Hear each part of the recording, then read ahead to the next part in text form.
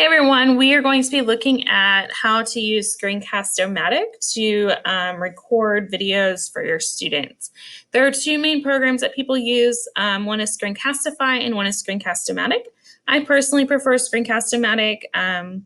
It has a little bit longer of a record time. You can go up to 15 minutes, although really you probably don't ever need to go past that. And so there are a few other little things that I like just a little bit more. So I'm going to walk you through how to get started using that. The first thing you'll need to do is Google Screencast-O-Matic, and then you will see, if you'll scroll down, chrome.google.com, that is the Chrome App Store. So if you click on that, you will have a button here that says Add to Chrome. I already have it. Once you click on that, it will come up here into your extension bar and be this blue target symbol. From here, if I click on this, I can launch the recorder. It may ask you to sign in. Just sign in with your Google account for school. I've already signed in, so it's not going to ask me to do that. Okay, from here, you can see that it has an option to just record your screen, or you can do a webcam.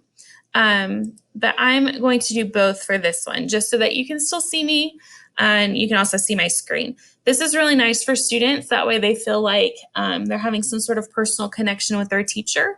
Just make sure to look at the screen and not down at your box, and you should be good to go. A few other things that you can change are your narration options. If you don't want to speak at all and you just want it to be your screen, you can turn that off. I'm going to leave it on for this. The other thing that you can do is move the box around for what you're recording. So if you don't want the students to see your entire screen, maybe you don't want them to see all of the different tabs that you have open, you can change that. And then once you're ready to go, you will just hit record. Down here at the bottom, you'll see a little bar. Sometimes it does pop up to the top, just depending on what your screen looks like as far as what you're recording. From here, you would just take your students through your lesson. So pretend that I'm showing my kids how to do this IB planner. You would walk them through, doing the formatting and choosing the project and all that kind of thing.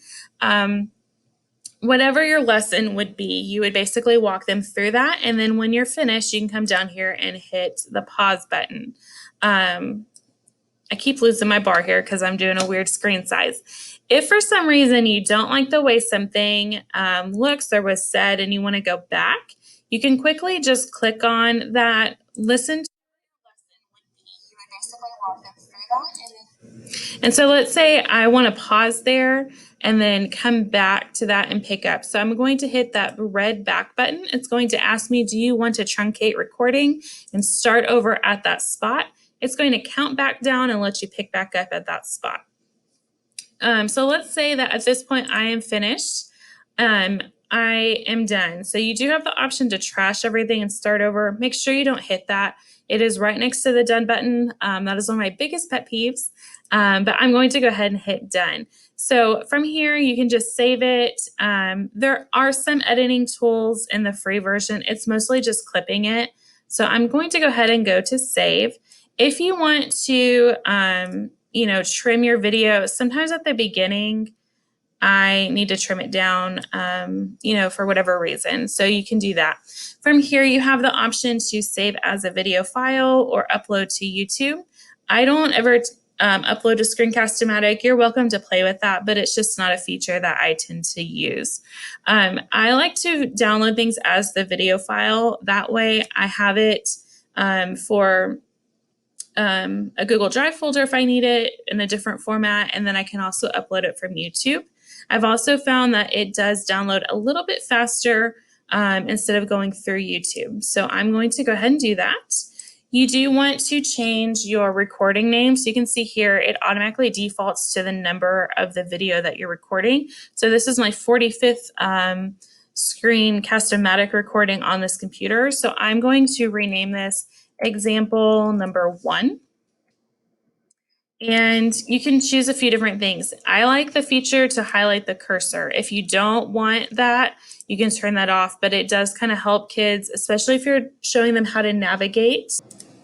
Okay, from this point, I can see that it has published. So I'm going To stop there, just close that out. It tends to come up, it wants you to look at all their different features.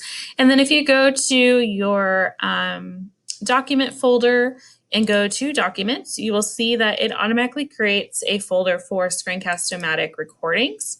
So click on that, and then you'll see all of your videos that you've recorded there. This is example number 1. So it is there. And then from this point, I like to hop over to YouTube and just go to create, upload that video, select that file. And then from this point, you can modify your YouTube information as you would like. So include a description, things like that, and then hit next. Yes, I've made that for kids. Okay, and then you'd go through here. Once it's finished uploading, you would just take that, that